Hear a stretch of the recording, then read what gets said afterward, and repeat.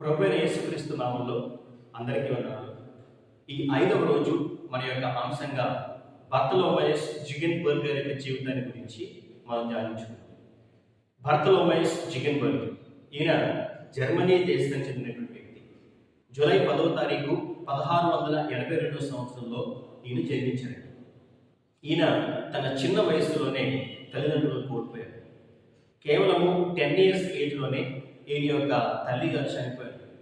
ఆమె చనిపోక మునుపు ఆ యొక్క డెత్ బెడ్ మీద ఉన్నప్పుడు తన కుమారుడైనటువంటి బర్తలోమయస్ జిగెన్బర్గ్ గారిని పిలిచి, నాయనా నేను చనిపోబోతున్నాను, ఇంకా నీ జీవితంలో నిన్ను గైడ్ చేయడానికి కానీ నిన్ను ముందుకు తీసుకెళ్ళడానికి కానీ నేను ఉండను. ఇదిగో నీ చేతికి బైబిల్ ఇస్తున్నాను. ఈ బైబిలే నీ గైడ్, ఈ బైబిలే నీ తల్లి, ఈ బైబిలే నీ సమస్తం. ఇందులో ఉన్నటువంటి వాక్యాన్ని ఆధారం చేసుకుని నువ్వు జీవించాలి అని చెప్పి ఆ బైబిల్ని ఆయన చేతుల్లో పెట్టి ఆమె చనిపోయింది. ఆమె చనిపోక మునుపు అన్నటువంటి మాట, this Bible should be your guide. ఆ తర్వాత కేవలం 2 సంవత్సరాలకే ఆయన తన తండ్రిని కూడా కోల్పోయాడు. చాలా చిన్న వయసులోనే తల్లిదండ్రులను కోల్పోయినటువంటి జిగెన్బర్గ్ గారు చాలా పట్టుదలగా ఆయన చదువుకున్నారు. అదే జర్మనీ దేశంలో ఉన్నటువంటి యూనివర్సిటీ ఆఫ్ హ్యాలీ, ఆ యొక్క హ్యాలీ యూనివర్సిటీలో థియోలాజికల్ స్టడీని ఈయన పూర్తి చేశారు. ఆ యొక్క చిన్నప్పటి నుంచి కూడా దేవుని వాక్యాన్ని ఆయన చదువుతూ దేవుని సువార్తను ప్రకటించాలి అనే ఆశతో ఆయన జీవిస్తూ వచ్చారు.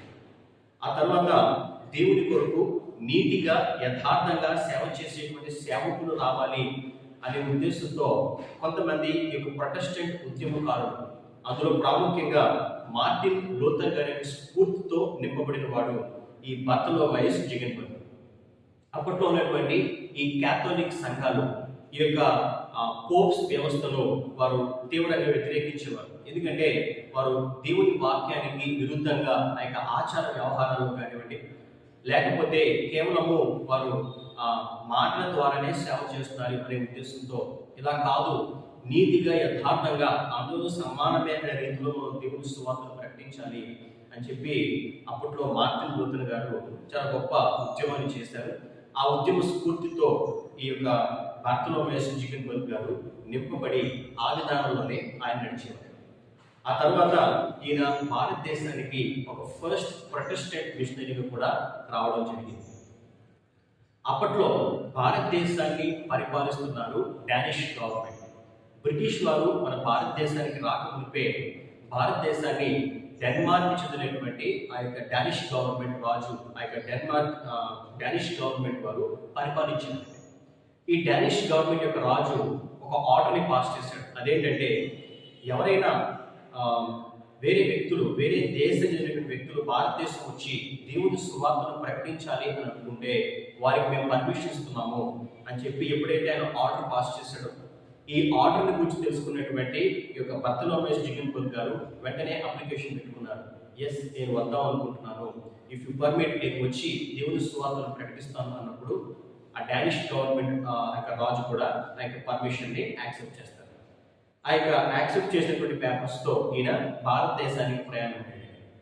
అప్పట్లో ఏరోప్లేన్స్ కానీ ట్రాన్స్పోర్టేషన్ అనేది లేదు. కేవలము ఒక దేశం నుంచి మరొక దేశానికి ఆ యొక్క ఓడల మీదుగా, సముద్ర మార్గం మీద కానీ వారు వచ్చేవారు.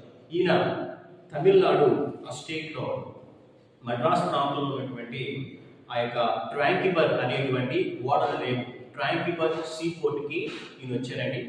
ఈ ట్రాంకిబర్ సీ పోర్ట్ ఆ ప్రాంతానికి గవర్నర్గా ఉన్నటువంటి వ్యక్తి మాత్రం చాలా దారుణంగా ప్రవర్తించేవాడు.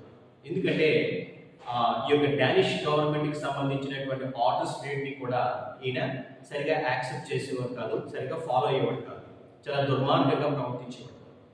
మరి ఈ యొక్క సువార్త నిమిత్తం వచ్చినటువంటి ఈ యొక్క జిగెన్బర్గ్ గారిని కూడా ఎవరు రిసీవ్ చేసుకోకపోగా వీరికి ఎలాంటి వసతిని కూడా వారు ఏర్పాటు చేయకుండా వీళ్ళు వదిలేస్తారు.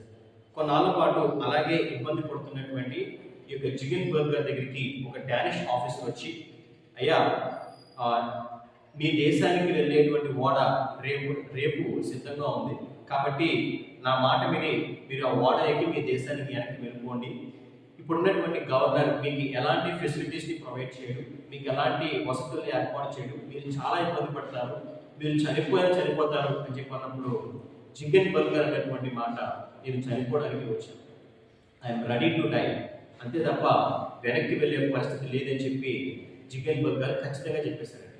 ఆ మాట విన్నటువంటి ఆ యొక్క డానిష్ ఆఫీసర్ ఆయనతో అన్నారు, అయ్యా మీకు అభ్యంతరం లేకపోతే ఇక్కడ దగ్గరలో మా ఫాదర్ ఇన్ లా ఉన్నారు, ఈ గవర్నర్ మీకు వసతులు ఏర్పాటు చేయకపోయినా ఆయన ద్వారా మీకు కొంత ఫెసిలిటీస్ మేము ప్రొవైడ్ చేస్తాం, మీకు అభ్యంతరం లేకపోతే అక్కడికి మేము తీసుకెళ్తాను అన్నప్పుడు వాటిని ఆయన యాక్సెప్ట్ చేస్తారండి. అలా కొన్నాళ్ళ పాటు ఆ ఇంట్లో ఉండి అక్కడ ఉన్నటువంటి పరిస్థితులన్నింటినీ కూడా ఈయన పరిశీలిస్తూ వస్తున్నారు. మరి మామూలుగా అయితే ఒక కొత్త దేశానికి వచ్చినటువంటి సువార్థకులుగా వచ్చినటువంటి వారికి వసతులు ఏర్పాటు చేయాలి. అలా వసతుల్ని ఏర్పాటు చేయకుండా చాలా ఇబ్బందులకు గురి చేశారు అప్పటి గవర్నర్. మరి అప్పుడు ఆ యొక్క డానిష్ ఆఫీసర్ ద్వారా ఆ యొక్క ఫాదర్ ఇన్ లా ఇంట్లో ఈయన స్టే చేశారండి. ఈయన భారతదేశానికి 1706 సంవత్సరము జూలై 9వ తారీఖున ఈయన మొట్టమొదటిగా భారతదేశం వచ్చారు. భారతదేశం వచ్చిన తర్వాత ఈయన దేవుని సువార్తను ప్రకటించడం కోసం ఎవరి దగ్గరికైనా వెళ్తుంటే ఈయన్ని చూసి అందరూ పారిపోవడం స్టార్ట్ చేశారు. ఈయన ఎవరి దగ్గరికైనా వెళ్ళి దేవుని గురించి చెప్పడం ప్రారంభించినప్పుడు అయితే దూరంగా పారిపోతున్నారు, లేకపోతే వారు కనీసం ఈయన చూడకుండా లోపలికి వెళ్ళిపోతున్నారు. ఈయనకి అర్థం అవ్వలేదు, ఏంటి కారణం, నన్ను చూసి ఎందుకు దూరంగా పారిపోతున్నారు అన్నప్పుడు దానికి కారణాలు కూడా లేకపోలేదండి. అప్పుడున్నటువంటి ఆ ప్రాంతం యొక్క గవర్నర్ చాలా దుర్మార్గంగా ప్రవర్తించేవాడు. ఎవరైనా భారతీయులు క్వశ్చన్ చేస్తే వారిని కొట్టడం, వారిని జైల్లో వేయడం, ఇంకా తిరుగుబాటు చేస్తే వాళ్ళని కాల్చి చంపేయడం లాంటివి, ఇంకా ఎవరైనా అందమైనటువంటి అమ్మాయిలు కనిపిస్తే వాళ్ళని తీసుకెళ్ళి పాడు చేయడం లాంటి దుర్మార్గమైనటువంటి కార్యంలో ఆ యొక్క పనులను అప్పటి గవర్నర్ చేసేవాడండి. మరి ఈయన కూడా అలాగే చేస్తాడేమో, ఈయన కూడా డానిష్ ఆఫీసర్ ఏమో అనే భయంతో అప్పటి భారతీయ ప్రజలు ఈయన్ని చూసి దూరంగా పారిపోవడం స్టార్ట్ చేశారు. ఈయనకి చెప్పాలనిపించేది, నో, నేను డానిష్ ఆఫీసర్ని కాదు, నేను జర్మనీ నుంచి వచ్చినటువంటి దేవుని సేవకుని, మీకు క్రీస్తు ప్రేమను పంచాలని, దేవుని సువార్తను చెప్పాలని వచ్చిన వాడిని అని చెప్పాలని అనుకునేవారు. కానీ ఒకటి, ఈయన ఈ తమిళ భాష రాదు, రెండవది ఈయన్ని చూసి అందరూ పారిపోయారు. ఈయనకి ఏం చేయాలో అర్థమయ్యేది కాదు. మొత్తానికైతే అక్కడి లోకల్ స్కూల్ ఒకటి ఉంటే అక్కడ ఫస్ట్ క్లాస్ పిల్లలకి హిందీ నేర్పుతున్నటువంటి ఆ యొక్క క్లాస్లోకి వెళ్ళి ఆ పిల్లల పక్కన కూర్చున్నారండి.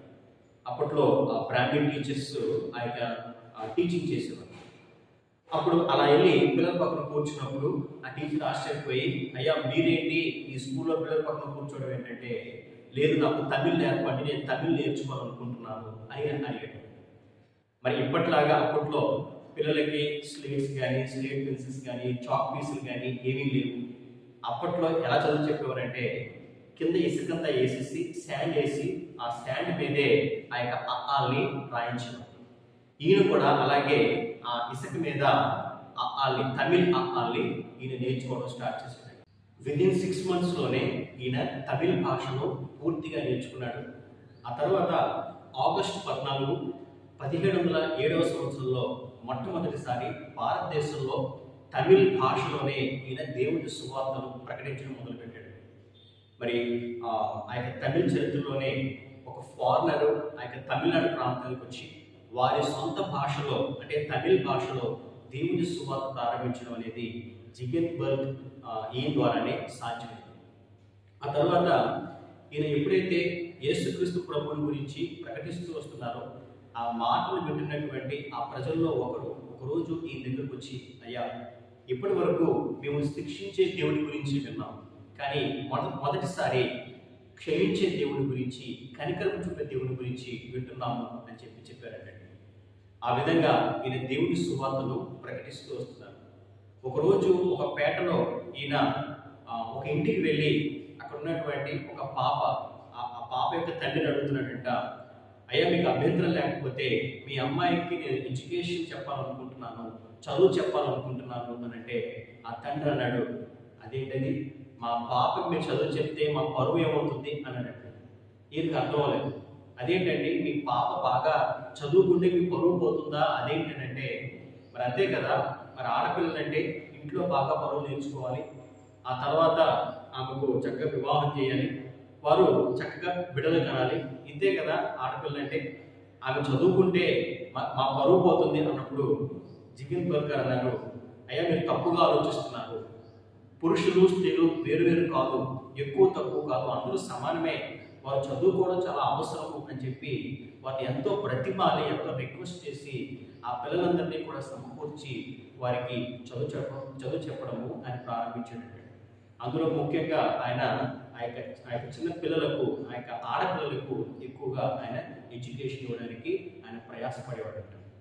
ఈ విధంగా ఆయన దేవుని సేవను క్రియారూపంలో చేస్తున్నప్పుడు ఎప్పుడైతే ఈ విషయము గవర్నర్కి తెలుస్తుందో, అంటే నేను సోషల్ వర్క్స్ కూడా చేస్తానని చెప్పి ఎప్పుడైతే గవర్నర్కి తెలుస్తుందో వెంటనే ఆయన ఒక నోటీస్ పంపించేశాడు చాలా కోపంతో. ఏమంటే, మీరు దేవుని సువార్తను ప్రకటించడం కోసం మాత్రమే వచ్చారు, మీరు ఎందుకు ఇలాంటి సోషల్ యాక్టివిటీస్ చేస్తున్నారు? మాకంటే మీరు గొప్పవారిని అనిపించుకోవడం కోసం చేస్తున్నారా? ఇలాంటివి చేస్తే ఇక్కడ మీరు ఉండడానికి వీళ్ళు వెళ్ళిపోవాలి అన్నప్పుడు జిగిన్ బర్గ్ గారు పంపిన రిప్లై ఏంటంటే, అయ్యా, దేవుని సువార్త అంటేనే క్రియారూపంలో ప్రేమను చూపించడం. దీన్ని దయచేసి వేరుగా చూడకండి. ఇది కూడా దేవుని సువార్తలో భాగమే, ఇది కూడా సువార్తే. దీన్నే లవ్ మినిస్ట్రీ అంటారు. కాబట్టి దయచేసి దీన్ని వేరుగా చూడకండి అని చెప్పి ఆయన రిప్లై పంపించాడు. ఈయనతో మనం పడలేకపోతున్నాం, ఎలాగైనా ఈయన అడ్డుతో తొలగించుకోవాలని చెప్పి ఆ గవర్నర్ కొంతమంది మనుషుల్ని ఏర్పాటు చేసి ఈయన మీద మర్డర్ అటెంప్ట్ కూడా చేయించాడు. అప్పటి యేసుక్రీస్తు ప్రభువుని అంగీకరించినటువంటి కొంతమంది భారతీయ క్రైస్తవులు ఆ విషయాన్ని తెలుసుకుని ఈయన సేవ కూడా చేసినటువంటి పరిస్థితులు ఆనాడు సంభవించాయి.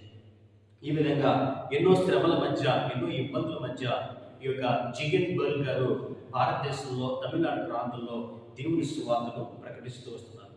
ఇదే క్రమంలో ఈయన తెచ్చుకున్నటువంటి ఆ డబ్బు కూడా ఖర్చు అయిపోతూ ఉంది. మరి ఈయన జర్మనీ నుంచి డబ్బు వస్తున్నప్పటికీ వాటిని ఆపేసి ఈయన దాకా రానివ్వకుండా చేస్తున్నాడు ఆ దుష్టుడైనటువంటి గవర్నర్. మరి ఈ విషయమై ఈయన దేవుడిని ప్రార్థించడం మొదలుపెట్టాడు. అయ్యా, నేను తెచ్చుకున్నటువంటి ఆ డబ్బుతోనే నేను బ్రతుకుతూ దేవుని సువార్తను చేస్తున్నాను. మీరు ఒక చిన్న మందిరాన్ని కూడా కట్టించాను.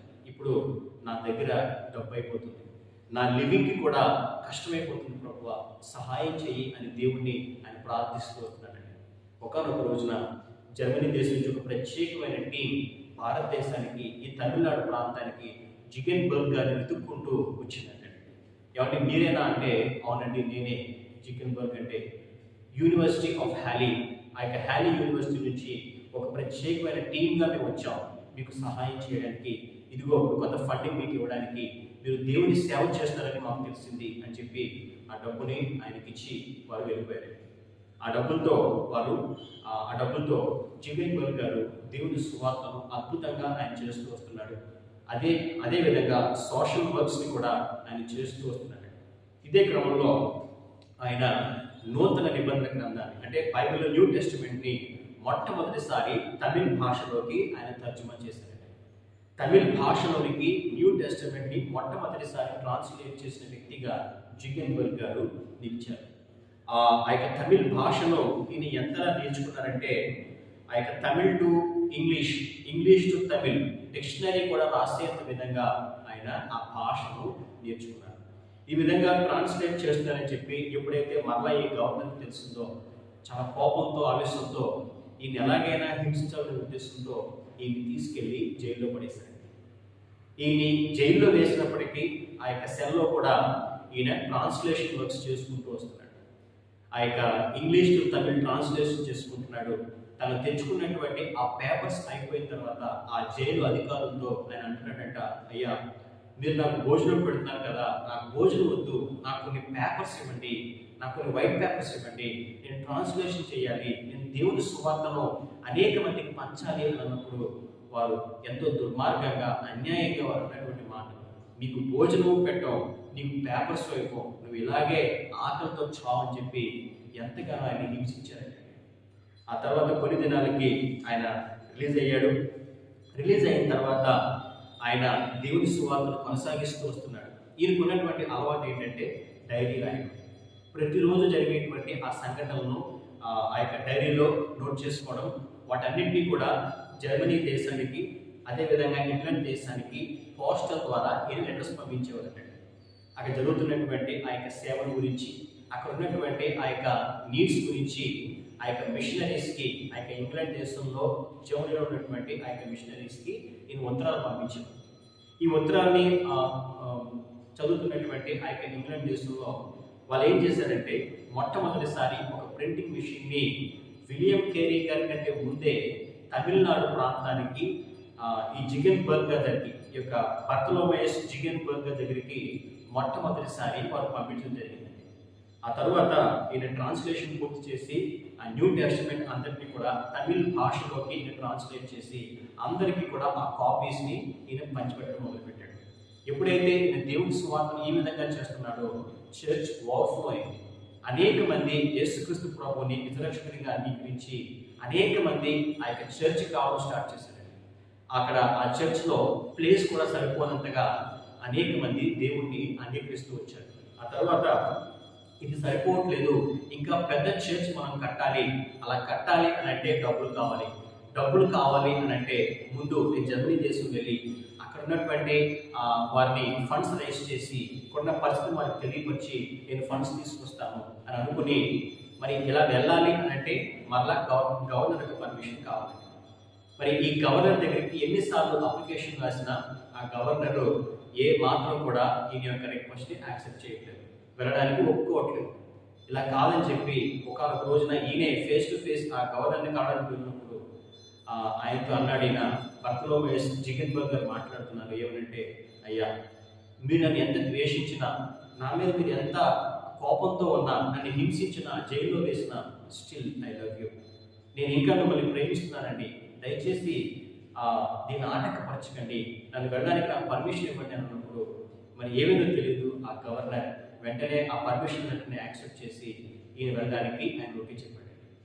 ఈయన వెంటనే ఆ యొక్క జర్మనీ దేశానికి వెళ్ళి అక్కడున్న వారితో భారతదేశంలో ఆయన చేస్తున్నటువంటి సేవల గురించి వారికి చెప్పి అక్కడ ఫండ్స్ రేస్ చేసి, అదేవిధంగా డోరతి అనేటువంటి స్త్రీని వివాహం చేసుకుని ఈసారి దంపతులుగా ఆ యొక్క భార్యభర్తలు కూడా మరలా భారతదేశానికి ఆ యొక్క ఫండింగ్తో వచ్చి దేవుని కొరకు ఒక పెద్ద చర్చ్ని వారు కట్టారు. ఈ విధంగా వారు భారతదేశంలో దేవుని సువార్తను ప్రకటిస్తూ ఉన్నారు. కాకపోతే అదే సమయంలో భారతదేశంలో కొన్ని వ్యాధులు విపరీతంగా విస్తృతంగా వ్యాప్తి చెందుతున్నాయి. అందులో కలరా ఉంది, టైఫాయిడ్ ఉంది. ఇలాంటి వ్యాధులు ఉన్నప్పుడు ఈయన కూడా వాటి బారిన పడ్డాడు, సిక్ అయిపోయాడు.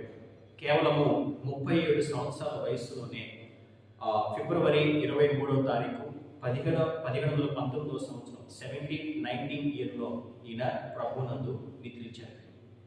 కేవలము 37 ఇయర్స్ ఏజ్లోనే ఈయన చనిపోయాడు. ఈయన భారతదేశంలో కేవలము 13 సంవత్సరాలు మాత్రమే ఈయన దేవుని సేవ చేశాడండి.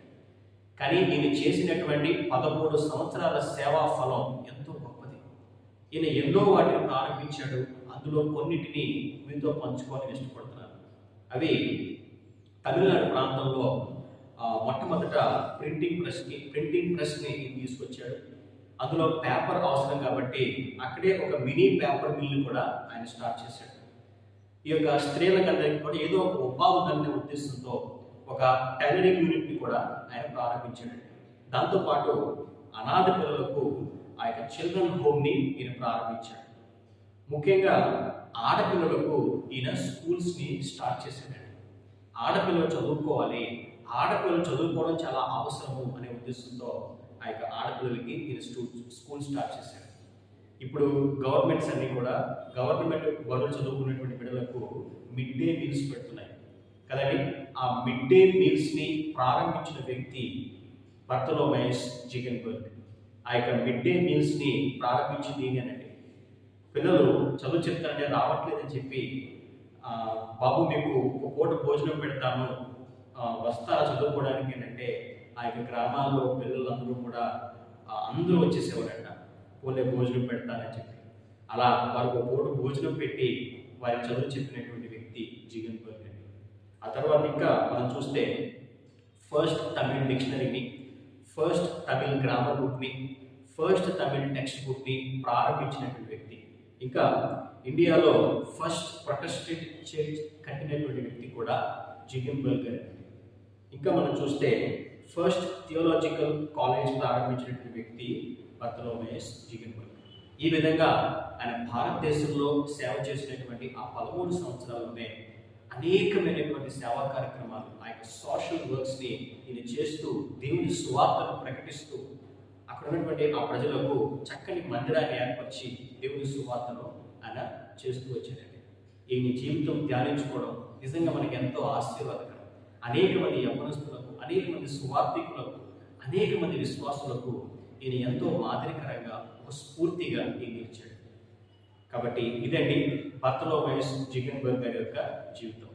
రేపటి దినము మరొక మిషనరీ గురించి మనం ధ్యానించుకుందాం. దేవుడు తన పరిశుద్ధ వాక్కును దీవించి ఆశీర్వదించును గాక. ఆమేన్.